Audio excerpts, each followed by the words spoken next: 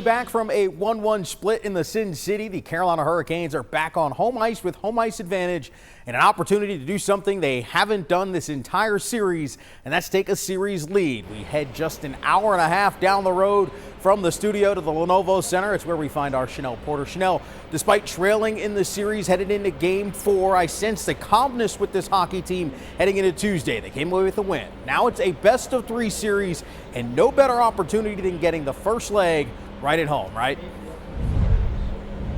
Yeah, John, it's calmness and confidence that's exuding out of this locker room, and Jordan Staal was one of the first to say that coming into this Game 5 matchup where this team has a lot on the line. And it's really ironic when you think about just what's been working for the Canes so far in this Stanley Cup Final Series. It's one of the things that we were criticizing throughout the entire playoffs coming into this point in the season, and that's the power play. The Hurricanes have scored 3 out of the 4 games on the power play, not to mention in some of the biggest moments in every single game. So far in this series, they're 4 for 11 when it comes to scoring on the power play, and that comes with just a lot of success in those moments. 3 of those power play goals have either given the Canes the lead or tied up the game. On the opposite end of the stick, the Canes special teams has been locking down the Golden Knights, holding them just 1 for 12 on the power play through these first 4 games.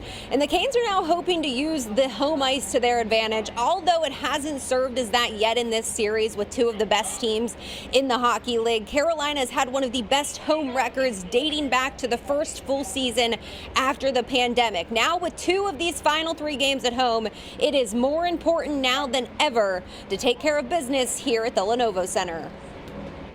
Stanley Cup Final, Game 5, probably the biggest game I played so far in my career. The atmosphere is going to be amazing. Probably building going to be shaking a little bit. Excited, can't wait, and going to be probably going for the net a little bit nervous, but can't wait to get to the ring. And the last time the Canes were home back in Game 2, it was really the fans that helped them will the way to that overtime win to, at that time, even up the series. John, the tarps were off, the fans were electric, and we're expecting that same energy coming into a crucial Game 5 matchup. Tarps were off. That's a good reference there. Now, I think if I have this right, the Canes did have the best home record in the National Hockey League this season alone. A big reason is the fans, but also the play of Jordan Staal, Chanel, who I think we're talking about being a Conn Smythe Trophy winner because of his play, especially in Game 4, helping Vegas get the win. And he's going to be big tonight as well.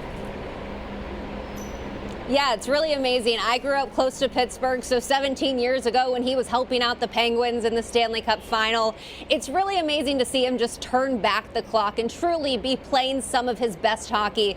And that's what you need from one of your key players in a big-time moment like this. We've talked all Stanley Cup Finals that this Hurricanes team doesn't have a lot of guys that have been to this level of the stage before. So having your guy in Jordan Staal make the plays that he did, I think we'll be talking about that diving goal that he had to get the series or to get the advantage there in that Game 4 matchup. We'll be talking about that diving goal for a very long time, John, and they will need him if they're going to close this thing out and win 2 of the next 3 games.